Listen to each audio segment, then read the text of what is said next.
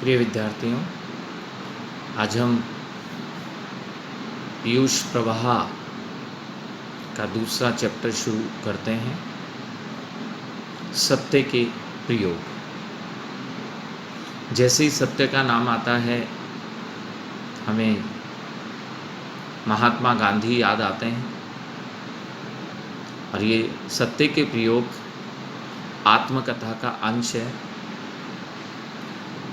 और मोहनदास करमचंद गांधी ही लेखक हैं। सत्य के प्रयोग उनकी आत्मकथा का नाम है, जिसका एक अंश यहाँ इस चैप्टर में प्रस्तुत किया गया है। गांधी जी को हम अच्छे से जानते हैं, उनका परिचय हमें अच्छे से ज्ञात है। इनका पूरा नाम मोहनदास करमचंद गांधी 2 अक्टूबर 1869 गुजरात के काठियावाड़ के पोरबंदर नामक स्थान पर जन्म हुआ। भारतीय स्वतंत्रता आंदोलन के प्रमुख नेता हैं। सत्याग्रह, सविनय अवज्ञा के माध्यम से जो अंग्रेज हुकूमत थी, उनके अत्याचारों का प्रतिकार इन्होंने किया और उसमें महत्वपूर्ण भूमिका भी निभाई। सत्याग्रह की नींव अहिंसा सिद्धांत पर ही आधारित थी। पूरा संसार इन्हें महात्मा गांधी के नाम से जानता है।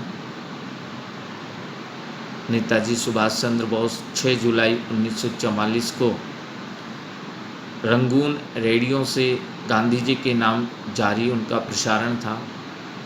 उन्हें राष्ट्रपिता कहकर संबोधित किया।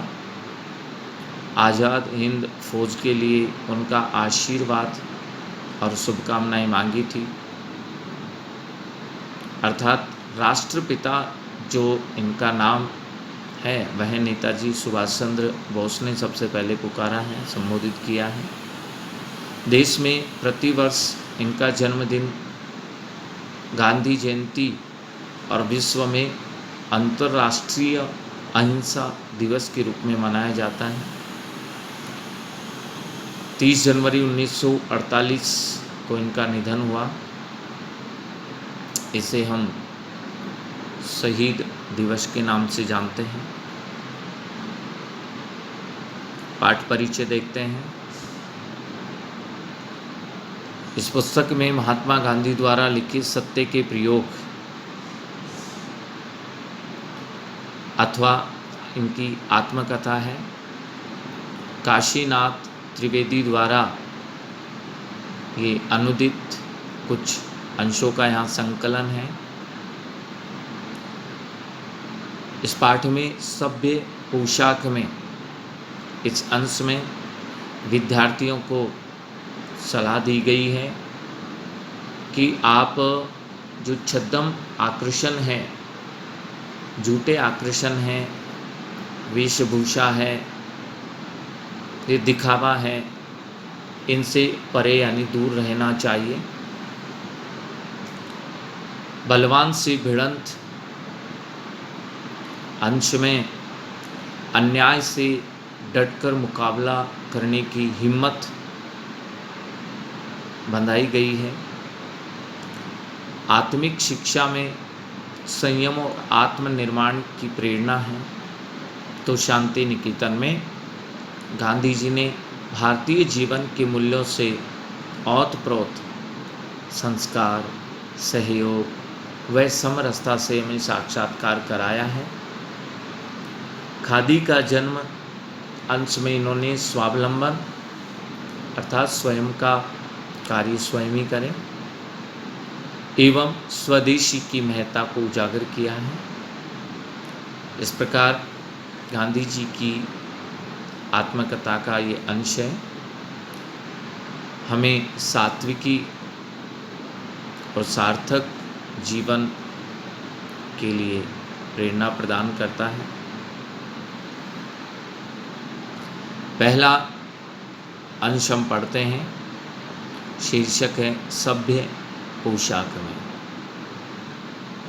अर्थात जो विद्यार्थी होते हैं सभ्य पोशाक के चक्कर में, भ्रम में अपने वास्तविक उद्देश्य को भूल जाते हैं।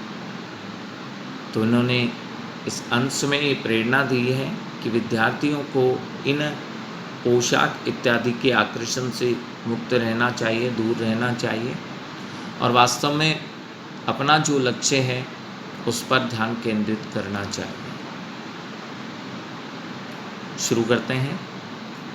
अन्नाहार पर गांधी जी की श्रद्धा दिन पर दिन बढ़ रही थी। सॉल्ट एक लेखक है, उनकी पुस्तक आहार के विषय में अधिक पुस्तकें पढ़ने की मेरी जिज्ञासा को तीव्र बना देती है। आहार विषय की पुस्तक थी सॉल्ट की, जिसे गांधी जी जब पढ़ते हैं तो उनकी जिज्ञासा और भी बढ़ जाती है ऐसी पुस्तकें पढ़ने में।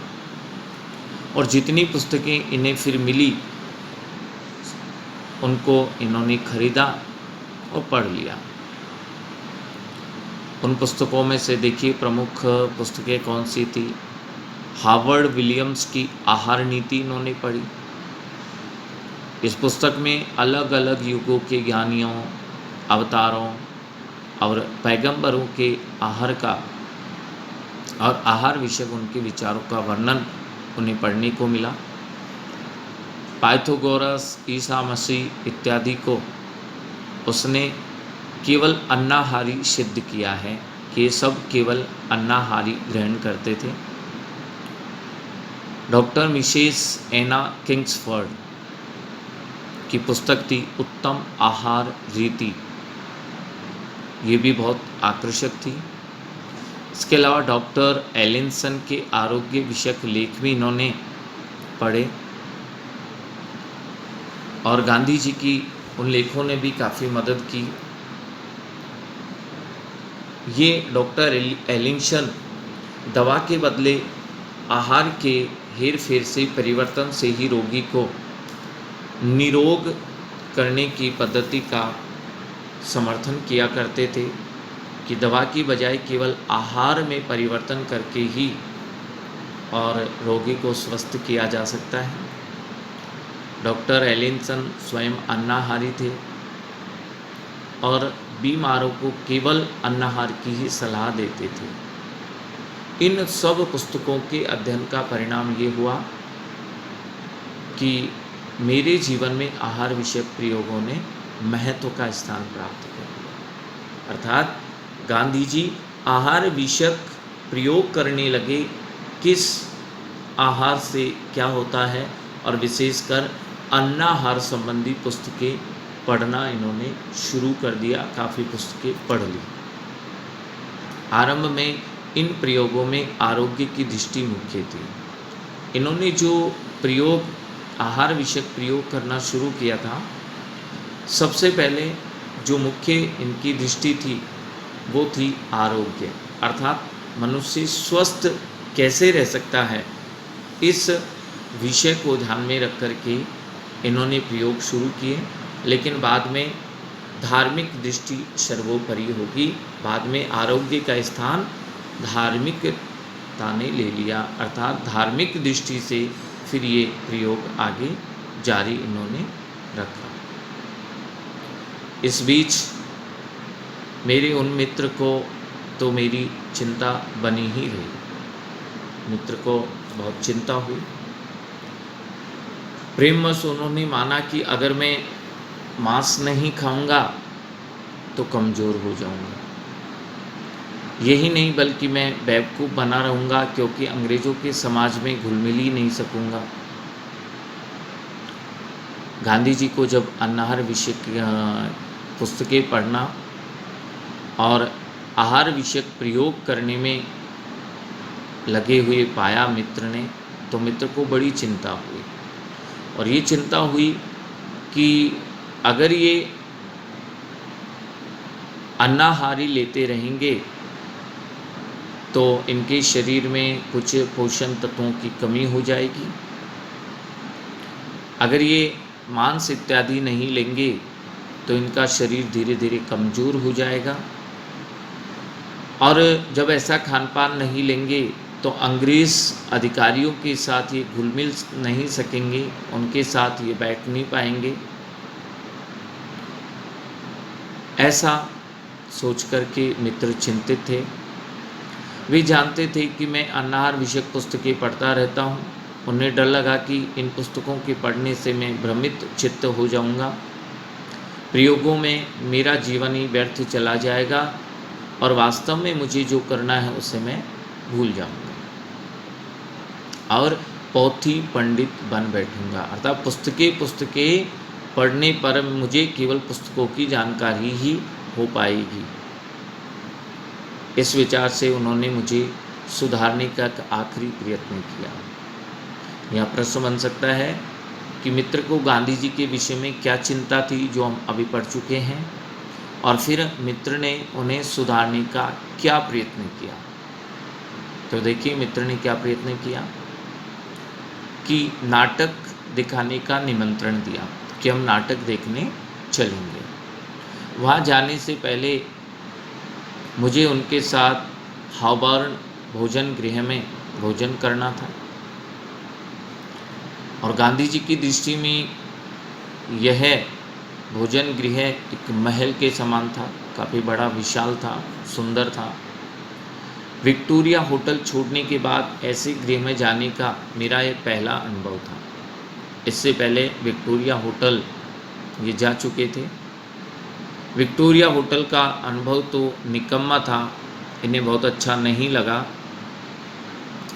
क्योंकि मानना होगा कि वहाँ मैं बेहोशी की हालत में था। विक्टोरिया होटल जब ये गए तो लगभग इनकी हालत ख़राब हो गई, बेहोशी की हालत हो गई। सैकड़ों के बीच हम दो मित्र एक मेज़ के सामने जाकर बैठ गए। उस हॉबर्न भोजन गृह में जब ये गए तो मेज़ के सामने दोनों मित्र बैठ गए। सैकड़ों लोग वहाँ और भी थे। मित्र ने पहली प्लेट मंगाई, वह सूप की थी। मैं परेशान हो गया। मित्र से क्या पूछता, परोसने वाले से, वेटर से ही पास बुला कर के पूछने लग गए। मित्र समझ गए, चिढ़ करके मुझसे पूछा क्या है। गांधी जी ने धीरे से संकोच के साथ कहा, मैं जानना चाहता हूँ कि इसमें मांस है या नहीं, जो आपने सूप मंगवाया है वो मांसाहारी है या नहीं, बस ये जानना चाहता हूँ। तो मित्र कहते हैं ऐसे गृह में ये जंगलीपन नहीं चल सकता। अगर तुम्हें अभी यही किचकिच करनी हो तो तुम बाहर जाकर किसी छोटे से भोजन गृह में खा लो और बाहर मेरी राह देखो, मेरा इंतज़ार करना बाहर बैठ कर के, जो नाटक देखने हम चलेंगे। मैं इस प्रस्ताव से खुश हुआ। यहाँ डांट करके गुस्से से मित्र ने कहा है कि आप यहाँ नहीं खा सकते तो ठीक है, बाहर किसी छोटे से भोजन गृह में जाकर खा लो और मेरा इंतज़ार करो। मित्र की ऐसी बात सुन कर के, ऐसा प्रस्ताव सुन कर के गांधी जी को बड़ी खुशी हुई और दूसरे भोजनालय की खोज में निकल गए। उन्हें पास ही एक अन्नाहार वाला भोजन गृह मिल गया, पर वह बंद हो चुका था। अब गांधी जी की समझ में नहीं आया क्या करना चाहिए, तो गांधी जी भूखे ही रहे और उन्होंने इंतज़ार किया मित्र का। मित्र के साथ नाटक देखने भी गए। मित्र ने उक्त घटना के बारे में एक भी शब्द मुख से नहीं निकाला और गांधी जी के पास भी कुछ कहने को नहीं था। लेकिन यह हमारे बीच का अंतिम मित्र युद्ध था। गांधी जी कह रहे हैं कि अंतिम मित्र युद्ध था। न हमारा संबंध कभी टूटा, न हमारे संबंध में कभी कटुता आई। उनके सारे प्रयत्नों के मूल में रहते हुए प्रेम को मैं समझ सका था। गांधी जी पहचान गए थे कि मुझसे मेरा मित्र बहुत प्रेम करता है, इसीलिए इन्होंने ऐसा प्रयास किया है। इस कारण विचार और आचार की भिन्नता के रहते हुए भी उनके प्रति मेरा आदर बढ़ गया। गांधी जी अपने मित्र को और अधिक सम्मान देने लग गए। गांधी जी ने सोचा कि मुझे उनका डर दूर करना चाहिए। मित्र को जो डर है, भय है मेरे विषय में, उस भय को मुझे दूर कर देना चाहिए। गांधी जी ने निश्चय किया कि मैं अब जंगली नहीं रहूँगा। जो मित्र ने कहा था कि यहाँ जंगलीपन नहीं चल सकता है, तो अब गांधी जी ने सोचा कि ठीक है, मैं अब जंगली नहीं रहूँगा, सभ्य के लक्षण ग्रहण करूँगा और दूसरे प्रकार से समाज में मैं समरस यानी सभी के समान योग्य बनकर अन्नाहार की अपनी विचित्रता को छिपा लूँगा। भाई सबसे मैं अलग हट करके अन्नाहार विषयक चीज़ों पर प्रयोग कर रहा हूँ, तो मैं अपनी इस विचित्रता को, विभिन्नता को सबसे छिपा लूँगा और सबके समान बनने का प्रयास करूँगा। गांधी जी ने सभ्यता सीखने के लिए सामर्थ्य से परे दूर एक छिछला सा, एक गंदा सा रास्ता उन्होंने पकड़ा। सभ्य बनने के लिए देखो गांधी जी ने क्या किया। यहाँ से भी प्रश्न बनता है कि सभ्य बनने के लिए गांधी जी ने क्या किया। तो क्या क्या किए कि विलायती होने पर भी बम्बई के कटे सिले कपड़े अच्छे अंग्रेज समाज में शोभा नहीं देंगे। जो विदेशी अंग्रेज जैसे कपड़े पहनते थे, गांधी जी ने विचार किया कि बम्बई में ऐसे कपड़े कटे सिले जाते हैं, ऐसे कपड़े मुझे समाज में शोभा नहीं देंगे। इस विचार से गांधी जी ने आर्मी और नेवी, एक स्टोर का नाम है, वहाँ से इन्होंने कपड़े सिलवाए, अच्छी जगह से कपड़े सिलवाए। 19 शिलिंग यानी उस समय ये बहुत ज़्यादा कीमत थी सिलाई की, उसकी इन्होंने एक चिमनी यानी गोल सी टोपी सिर पर पहनना शुरू कर दिया। इससे भी संतोष उन्हें नहीं हुआ। बॉन्ड स्ट्रीट में जहाँ शौकीन लोग कपड़े सिलाते थे, वहाँ 10 पाउंड पर बत्ती लगा करके और शाम को पहनने वाली पोशाक सिलवाई। 10 पाउंड पर बत्ती रखकर, इसका अर्थ है कि इन्होंने बहुत महंगी शाम को पहनने वाली पोशाक सिलवा ली है। भोले और बादशाही दिल वाले बड़े भैयों से दोनों जेबों में लटकाने लायक सोने की एक बढ़िया सी चैन उन्होंने मंगवा ली है और वह मिल भी गई। अपने बड़े भाइयों से जेब में लटकाने के लिए सोने की चैन मंगवाई गांधी जी ने। बंदी बंदाई टाई पहनना शिष्टाचार में शुमार नहीं था, इसलिए टाई बांधने की कला भी स्थगित की। टाई बांधना भी इन्होंने सीखा। देश में आईना हजामत के लिए काम में लिया जाता था। हजामत के दिन ही, सेविंग के दिन ही देखने को मिलता था, पर यहाँ तो बड़े आईने के सामने खड़े होकर और ठीक से टाई बांधने में, बालों में पट्टी डालकर सीधी मांग निकालने में रोज़ लगभग 10 मिनट तो बर्बाद हो ही जाते थे। यानी आईने के सामने खड़े होकर ये टाई ठीक से बांधते थे और बाल बनाते थे। लगभग 10 मिनट आईने के सामने रहते। इनके बाल मुलायम नहीं थे, इसलिए अच्छी तरह मुड़े हुए रखने के लिए ब्रश के साथ रोज़ लड़ाई चलती थी। ब्रश से उन बालों को सीधे करने का प्रयास करते थे। टोपी पहनते, निकालते समय हाथ मानो मांग को सहेजने के लिए सिर पर पहुँच ही जाते थे। टोपी पहनते, बालों को ठीक करने के बाद, और टोपी उतारने के बाद फिर से बालों को ठीक करते थे। बीच बीच में समाज में बैठे बैठे मांग पर हाथ फिराकर के बालों को व्यवस्थित रखने की एक और सभ्य क्रिया बराबर चलती रहती थी, अर्थात दिन में भी कई बार अपने बालों पर हाथ फिरा कर के उन्हें व्यवस्थित करने का प्रयास करते थे। इसके अलावा भी ये टीम टाम या चमक दमक काफ़ी नहीं थी। अकेली सभ्य पोशाक से सभ्य थोड़ी बना जा सकता है, ये तो केवल पोशाक पहनावे की बात थी। अब सभ्य बनने के लिए उन्होंने आगे क्या किया देखिए, कि दूसरे कई बाहरी गुण भी इन्होंने सीखे और सीखना चाहते थे। सभ्य पुरुष को नाचना आना चाहिए, उसे फ्रेंच अच्छी तरह से समझ आनी चाहिए, बोलनी आनी चाहिए, क्योंकि फ्रेंच इंग्लैंड के पड़ोसी फ्रांस की भाषा थी और सारे यूरोप की राष्ट्र भाषा भी थी, और मुझे यूरोप में घूमने की इच्छा थी, इसलिए फ्रेंच भी आनी चाहिए। इसके अलावा सभ्य पुरुष को लच्छेदार भाषण करना भी आना चाहिए, सभ्य पुरुष को एक अच्छा भाषण देना भी आना चाहिए।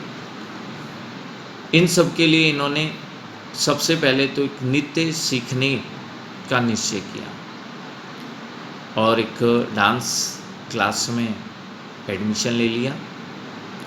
एक सत्र के करीब 3 पाउंड वहाँ पर इन्होंने फी भी जमा करा दी। 3 हफ्तों में करीब इन्होंने 6 सबक सीखे होंगे, 6 स्टेप्स इन्होंने सीख ली है। पैर ठीक से तालबद्ध पढ़ते नहीं थे, ताल के अनुसार इनके पैर चलते नहीं थे। पियानो बजता था पर वह क्या कह रहा है कुछ समझ में इनके नहीं आता था। 1 2 3 वहाँ चलता, पर उसके बीच का अंतर तो वह बाजा ही बताता था, जो मेरे लिए अगम्य था, जो मैं नहीं सीख पा रहा था। तो अब क्या किया जाए? तो बाबा जी की बिल्ली वाला किस्सा शुरू हो गया कि बाबा जी ने चूहों को भगाने के लिए एक बिल्ली खरीदी और फिर उस बिल्ली के लिए गाय खरीद ली। ऐसे बाबा जी का परिवार बढ़ता चला गया। उसी तरह गांधी जी का जो लोभ था सभ्य बनने के लिए, तो लोभ का परिवार भी उन्होंने बढ़ाना शुरू कर दिया कि ठीक है, मुझे ताल का ज्ञान नहीं था, अच्छे से नाचना नहीं आ रहा था, तो मैं वायोलिन बजाना सीख लेता हूँ, जिससे मुझे सुर और ताल की जानकारी मिल जाएगी, ज्ञान हो जाएगा। 3 पाउंड से वायलिन इन्होंने खरीद लिया और वायलिन की शिक्षा के लिए भी कुछ पैसे खर्च कर दिए। भाषण सीखने के लिए एक अन्य शिक्षक को इन्होंने ढूंढ लिया, उन्हें भी एक गिन्नी तो भेंट की ही। जो बैल हैं स्टैंडर्ड एलोक्यूशनिस्ट, उनकी पुस्तक थी, वो इन्होंने खरीद ली है और पिट का एक भाषण भी इन्होंने शुरू कर लिया है। ये सब कार्य इन्होंने केवल सभ्य बनने के लिए किए। ये सारे प्रयास गांधी जी ने सभ्य बनने के लिए शुरू कर दिए थे। लेकिन इसी समय बेल साहब ने कान में घंटी या बेल बजा दी, अर्थात उन्होंने मुझे समझाया और उसके बाद मैं जागा। मुझे कौन इंग्लैंड में जीवन बिताना है, लच्छेदार भाषण करना सीखकर मैं क्या करूँगा, नाच नाच कर मैं सभ्य कैसे बन जाऊँगा। वायलिन तो देश में भी जाकर मैं सीख सकता हूँ, मैं तो एक विद्यार्थी हूँ, मुझे विद्याधन यहाँ पर बढ़ाना चाहिए। अपने पेशे से संबंध रखने वाली तैयारी मुझे यहाँ पर करनी चाहिए। मैं वकालत करने आया हूँ तो मुझे उसकी तैयारी करनी चाहिए।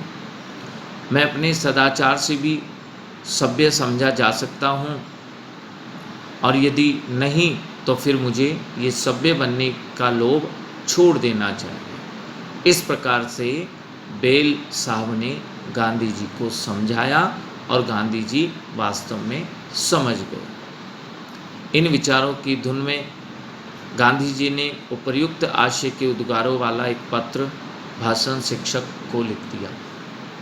जिनसे भाषण सीख रहे थे उनको पत्र लिख कर के भेज दिया। उनसे गांधी जी ने 2-3 ही पाठ पढ़े थे भाषण संबंधी।